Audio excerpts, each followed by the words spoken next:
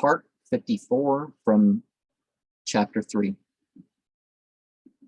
Among the disciples there was a hunchback, a devout man, and a player on the tambourine, whom Jalal loved. On the occasion of the festival, this poor man beat his tambourine and shouted in ecstasy to an unusual degree. Jalal was also greatly moved in spirit with the holy dance. Approaching the hunchback, he said to him, "Why erectest thou not thyself like the rest?" The infirmity of the hunch was pleaded. Jalal then patted him on the back and stroked him down.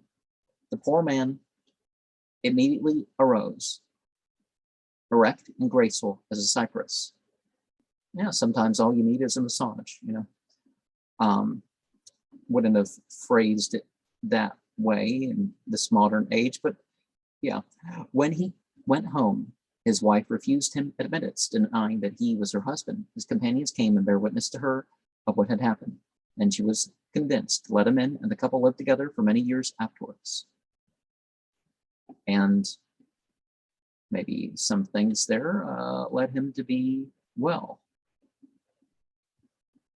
You're able at a certain point, you take up some physical practice.